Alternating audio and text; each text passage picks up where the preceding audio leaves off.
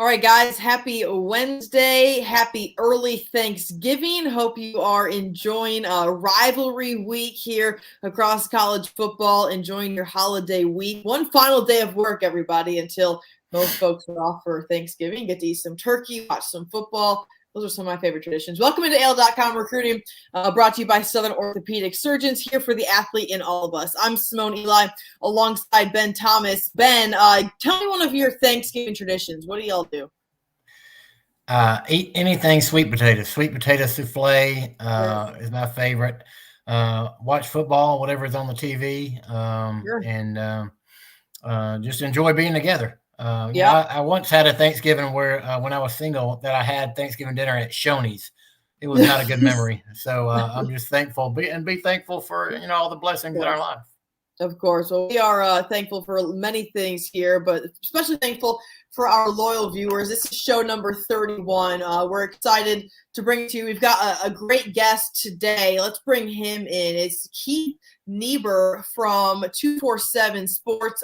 Covers all the things recruiting all throughout the country. He joins us on the phone here. Keith, how are you doing? Happy early Thanksgiving to you. Yeah, man, I'm doing great. How about you guys? Doing Doing great. well, man. Got not only Thanksgiving, but obviously along with Thanksgiving comes the Iron Bowl on Saturday at Jordan-Hare Stadium. How big is this? And just Keith, how big annually is the Iron Bowl as far as recruiting goes? What type of It's impact? huge. It's obviously huge for both teams because it's a showcase game. It's one of the probably, I didn't go to Auburn or Alabama, and I cover Auburn. I went to University of Florida, and I still think this is the game. This is the rivalry. So it's a centerpiece game, and perhaps arguably a strong argument could be made. It is the centerpiece game in college football, outside obviously the championship game. It's just the setting is unbelievable. The atmosphere, the energy in the stadium, the energy outside the stadium, the energy for the other 364 days of the year. It truly is a rivalry that's unlike anything else in America, to be honest with you, in this country. And it's been an absolute joy to be a part of it. And my part of it is that I write about the recruiting aspects, and for both programs, it's huge. Probably more so, I would think maybe more so for Auburn because they need, they're not the team that's been winning the national titles lately. So this game is so significant to them to be able to show the recruits, hey, you're going to play against the best when you come to Auburn. You're going to play in the best atmosphere. They've really got to sell that. And year in and year out, it's provided Auburn with the biggest and best visitors list of the college football season for them. And this year's no different. There's going to end up being 6, 7, maybe up to 8 5-star recruits at the game, 30 or 44 stars. A lot of young kids that aren't even ranked yet that'll end up being 5 stars and 4 stars down the road. So it's hugely important for Auburn, and maybe more so this year than ever before, because right now they've only got 13 commitments, and the early signing period begins December 15th. This is where the final stretch, the final push on the home stretch, where you're kicking the heels on the horse to get them to go a little faster. This is the home stretch for Auburn football recruiting, and a lot of things are going to start to take shape this weekend. Keith, when it comes to Brian Harsin, before we get into the actual official visitors list, when it comes to Brian Harsin coaching his first Iron Bowl, trying to make a good impact on his first real full recruiting class, in terms of him and the coaching staff, how important is this? I mean, it doesn't get any bigger than this. And again, it's not just about winning. You want to win the game, obviously, but they're trying to sell their vision. They're trying to sell their vision of the future. Look what you'll be playing in. Look who you'll be playing against. If you're not playing for the best, you certainly want to play against the best. If you're an elite athlete, that's what Auburn, wants to be. They want to bring in these guys. They're shooting to be the best, but right now they're just playing the best. And to get to that next level, they've got to start winning these major recruiting battles. And they've got a ton of kids coming in this weekend that they have legitimate chances to land. And so, again, they're not in a great spot right now. 34th, I think, in the country in the recruiting rankings. That's below Auburn standards. 13th, I think, in the Southeastern Conference. That's far below Auburn standards. And you're going to start seeing the rise happening in the next couple of weeks. They've got a real chance to get into the top 20, maybe the top 15. That's still not at the level Auburn wants to be and needs to be at, but it's getting closer. Again, this class was outside the top 80, when June began, and now they're pushing for the top 20.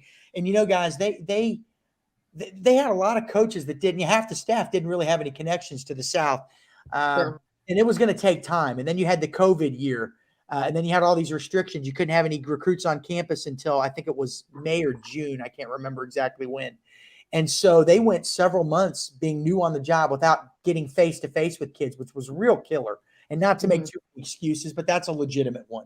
So they were always behind the 8 ball a little bit, and now they're starting to catch up. And again, show the atmosphere, show the energy in the stadium, lay out the plan for that particular kid within the program, but then also highlight the vision of what you have for your program moving forward. And there's a lot to sell. And also you both know you're in this world that I'm in. Kids seem to look at Auburn, kids being recruits, they seem to look at Auburn a lot differently once they visit the place. Up until that point, it's just a place they've heard about and don't know anything about. And once they visit, it's just one of those places. You either love it or you don't. And if you love it, you want to keep going back and back and back. People really seem to fall in love with that place. And so it's vital that Auburn gets kids on campus, and they are. And now they get to showcase what they have and what they're all about. Keith, you've always got the latest. You can follow him on 247 Sports. But what is it? How many visitors are coming in now, and who are a couple of the top targets you think that Auburn's got a shot at here? Yeah, I couldn't even tell you the exact number. I mean, it's going to be over 100, and probably half of those will be legitimate top 10 guys that could play top 10, top 15, top 20 programs. I'd say some of the big ones. I mean, let's start with one guy that's committed to Alabama. That's 4-star linebacker Robert Woodyard from your neck of the woods. And just before we came on, I actually put in a crystal ball projection for Woodyard to flip to Auburn. It's kind of been in the works for a while. We think he'll probably do it on signing day. So that's a big one because they got to start getting some top in-state guys again. You know, when Gus Malzahn got to Auburn, they were winning some of those battles. By the time he left, they weren't winning many of them, and they've got to reverse that trend if they're going to compete. Now, obviously, they had success. They beat Alabama 4 times in the last decade. But when you look at the overall picture, they didn't win nearly as many games, championships, and et cetera. So it starts at home, and so that's a significant Robert Woodyard. Then you look at the official visitors. You know, you've got a lot of young guys. We can get into that later. But when you look at the official visitors, you've got the #1 junior college defensive tackle in the country, Jeffrey Embaugh from Independence Community College in Kansas. This is an interesting one because he was a Virginia commit, and then he really exploded, started getting offers from everybody. You can't win in the SEC consistently without great play up front. They've got to get better on the O-line and the D-line. #1 D tackle in the country in the JUCOs. He's from France. He'll be at the game unofficially. He'll leave. He'll come back the next day for a 3-day official visit with his uncle who's flying in from France. Curtis Perry, in-state defensive lineman, one of the top 10 recruits you guys both know from Pike Road, one of the top 10 recruits in the state of Alabama, another defensive lineman. They've got to beef up on the D-line. The D-line at Auburn's been okay this year, but there's not a lot of tackles for loss. There's not a ton of sacks. They've got to get better there. Here's a really big one. Jadarian Rhyme, 4-star cornerback committed to Valdosta. No, he goes to Valdosta. He's committed to LSU, but he's wavering. That coaching situation in LSU's got a lot of kids on the fence. LSU defensive backs coach Corey Raymond, one of the most respected guys in college football. All these kids are close with him. They don't know whether he's going to be there next year. So that has cracked the door for other schools. Auburn is the one school that has a chance to flip him. He will be officially visiting this weekend. This is his second visit to Auburn in a month. He's coached by a guy named Shelton Felton, former Tennessee assistant, but before that was at Crisp County in Georgia, and he sent guys to Auburn before as well. So there's a good connection there. That's a big one because you're going to be losing Roger McCreary, who, again, another stud from your neck of the woods. Yeah. You may lose some other guys. They've got to have great cornerbacks in the SEC. Another big one, 4-star receiver Antonio Williams out of South Carolina. Everybody that's watched Auburn play this year has seen, and if you're an Auburn fan, cringed a lot watching the receivers try to catch the football. It's been a struggle at times. Antonio Williams, sensational player. Both his parents, though, went to Ole Miss. He lives in Columbia, South Carolina. So those two schools, Ole Miss and South Carolina, in the mix. And then Clemson just offered last week. That's probably the school Auburn's got to concern itself with.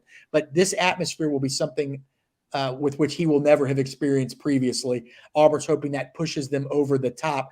And then I'll give you one more. And there's a ton of guys. This guy's the #2 junior college corner in the country. Look, recruiting junior college players at an Auburn or an Alabama isn't ideal. But again, they're losing a lot of guys from the last, from over these next couple cycles.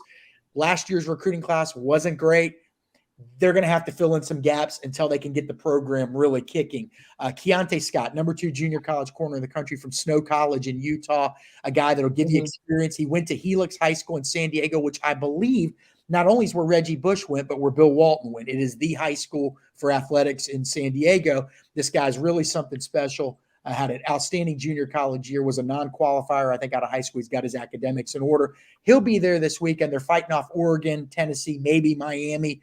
But again, you're going to lose Roger McCreary, maybe the best cover corner in the SEC. I mean, he's certainly in that conversation. You've got to replace him. Is a high school guy like Jadarian Rim ready, or do you need to bring in him and a JUCO guy that is a little bit older, a little bit more seasoned? So those are some big ones. And then obviously in the junior class, I've got 5 stars already listed coming to the game, including the 3 5-star defensive backs, all cornerbacks in the state of Alabama. A.J. Harris from Phoenix City Glenwood, Jaleel Hurley from Florence, and Tony Mitchell from Thompson High School in Alabaster. And then you've got the number 1 running back in the country in the 2023 class, Richard Young, will be there. Cadillac Williams, Auburn's running backs coach, attended one of his games recently. And then Peter Woods, the defensive tackle from Alabaster Thompson as well. There's going to be some others. There's going to be guys committed to other schools. There'll be some other 5 stars. It's going to be a wild weekend. It's going to be hard to keep track of it all. Keith, I think some Auburn fans are probably wondering, obviously they're a 3-touchdown underdog, I think, in this game. But even if they don't come out on top, that atmosphere and seeing Auburn and everything, how big can that be on this recruiting season? Yeah, huge, because, I mean, let's be honest. Kids watch football. The kids, these 16, 17, 18, not many of them probably expect Auburn to win. They're not dumb. They've seen the season, how the season's transpired, I mean, can Auburn win? Sure. Stranger things have happened. And listen, 2-3 weeks ago, the 3 of us probably would have thought, okay, Auburn's got a real chance here. They still got the same guys on the team. They just got to start figuring it out again. But again, it's selling the vision, the atmosphere, the energy, the need. I mean, hey, look, guys, if we had you, we could beat these guys. That whole thing. I mean, it's really, you're selling the totality of a situation, the atmosphere, the energy, the need of a school, the want of a school, the relationships with the coaches. What's your major? Does your family feel comfortable? Do you feel comfortable here? Do you want to play in big games? So there's not just one thing. A loss doesn't set you back. Maybe a humiliating 55-0 loss can. Does your team quit? How do they perform? How organized do they look? These kids look at everything. Well, some of them look at nothing. But a lot of them, you know what I mean? Some of them are just staring at cheerleaders. I don't know. I mean, that's probably what I would have done. But we got to give them more credit. And they also don't jump off the cliff as fast as a fan does, quite frankly. I've been interviewing kids the last 2 weeks. And guys, sorry, I'll go on and on. You know how I am. But I've been interviewing kids the last few weeks. And, what do you think of this little bit of slide Auburn's had? Is it, what's the impact of that? You have to ask open-ended questions. And, I don't talk about the slide. I'll just say, hey, Auburn, how they've been playing. What do you think about that? And let them talk. And they say to a man, they've all said, hey, it's really not a big deal. It's the first year. It takes time to get everything into place. Again, a lot of these kids have been playing football for a long time. And even at the high school level, they've had coaching changes and they've seen that it sometimes takes a while for things to be implemented and cultures to change and all that. Now, that doesn't always mean things are going to get better. That's the pie in the sky that we all kind of have. And, we all see the pot of gold there. I'm going to throw out every metaphor and cliche possible, but we all see that. You hope that, but it doesn't always work out the way. That's why teams are always making coaching changes. But when you're early in your tenure, you don't really have too many negative strikes against you as a coaching staff. And so you can with almost a blank canvas say, look, this is what we can do with you. This is what we're going to do. This is how we're going to utilize you in our offense and our defense. And here's why we need you. We're losing this guy and that guy. And that junior college cornerback I mentioned, Keontae Scott, I mean, I'm sure he'd like Auburn to win, but his whole deal is, hey, man, I got 2-3 years to get ready for the NFL. I got to be playing right away. I can't go somewhere and sit on the bench. And again, for us as fans of football, our teams that we love, we want them to win more than anything else. And these guys want these teams to win too. Don't get me wrong. But their ultimate goal is to get to the NFL. And they know that a place like Auburn, they can do that. So, there's only going to be one national champion every year, guys. That's it. One team. And so everybody else is kind of selling the same thing. Keith Niebuhr from 247 Sports. We appreciate your time. Thank you for all the great information on some of the top targets for Auburn, who's going to be at the Iron Bowl, the impact of the Iron Bowl. We really, really appreciate your time and all of your insight. Let folks know how they can follow you, how they can see all your coverage from this weekend, and then, of course, as the early signing period kicks off in less than a month. Hey, really? Two places. Just go to auburnundercover.com, which is part of the 24/7 Sports Network. A lot of the stuff's subscriber only, but some of it's free. And then also on Twitter, just at Keith247 Sports, where I don't give away stuff, but we'll at least alert you to what we're writing about so you have a clue what's going on. Good stuff, Keith. Thank you so much. We appreciate your time, man. Enjoy your Thanksgiving. Enjoy the Iron Bowl, and we will catch back up with you sometime after the early signing period, okay? All right. Take care to both of you. I love you guys, and thanks for having me on. Thanks, Keith. Thanks, man. All right, guys, that's Keith Niebuhr. If you're just tuning in, this is AL.com recruiting. A lot of great insight on Auburn and how the impact of the Iron Bowl when it comes to recruiting. Brian Harson's first full class, trying to bring in his guys. Obviously, it's going to be huge, Ben, when it comes to the impact that he has on this program moving forward and trying to get implement what the guys that he wants in this program. Yeah, crazy. I mean, and as Keith said, we had a list of 7 or 8 kids up there that are officially visiting. And as he said, there's probably going to be 100 there at Auburn, unofficial, official, however they're described. So a huge week. I thought, the question I asked about, because obviously Auburn, not many people expect Auburn to win this game the way things are trending. Will that make a difference? And I thought his answer was interesting, that he talked to some of these guys and they said, look, it doesn't really matter. And I think, that's the thing about Auburn that we've always heard for years and years is the town, the family atmosphere, the craziness at Jordan-Hare Stadium that can get a lot of people's attention. So huge weekend for Brian Harsin. They obviously need help on both lines of scrimmage. They've got some already. Eston Harris, Drew Bobo from Auburn High School. They've got some help coming in. They need some more, and this is a big weekend to try and get it done. All right, guys, let's switch gears a little bit. The round 3 of the high school football playoffs is in the books. That means that the finals are already set for 7A. It's going to be Thompson and Central Phoenix City. Let's look at some of our spotlight performances really quick from last week. All these are going to come from the 7A game between Thompson and Hoover as the Warriors beat the Bucks after losing to them in the region play.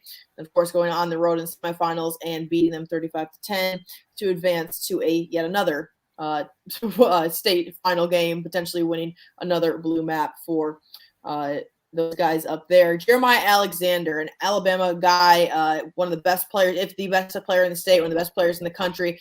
Ben, I saw some of his highlights. Man, this guy's an animal. He's unbelievable. That interception return for a touchdown was freaking awesome. Yeah, he and Peter Woods both were devastating in this game, Simone. You see Jeremiah's stats here. Obviously, he's been the number 1 player in this class for a long time. There's, oftentimes in recruiting rankings, you see that number 1 spot in the state kind of shift. That has not happened. Jeremiah's been number 1 for a long time. 2 assists there. The interception.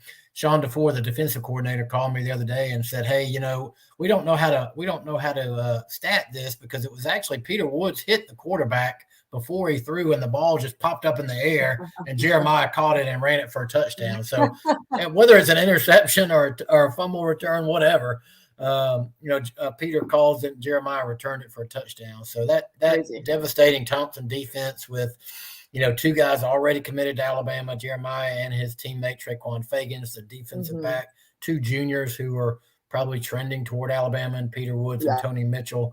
Just a lot of star power there. Let's talk the offensively for Thompson. Connor Harrell. There you see Peter's stats, by the way, Simone, there that Patrick put up for 3 sacks, 5 tackles for a loss, and a forced fumble, which was actually the interception or whatever, but craziness. Those 2 guys are tough to block. No doubt. And we will see what they look like next Wednesday. It is in Birmingham as they look to win a 3rd straight? Is it a 3rd straight state title? It'll be a 3rd straight. Yeah, they've been in the title game 4 straight times, times, and they played Central Phoenix City 3 of those times.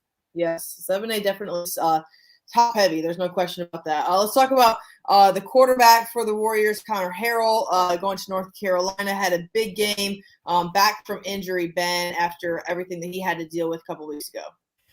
Yeah, I mean, that was the question going in was, will Connor play? Now, he played a little bit in the quarterfinal matchup there against Oak Mountain. Didn't start, but got some playing time. Got kind of shook the rust off, and didn't look like much rust on Friday night, as you see there. Yeah.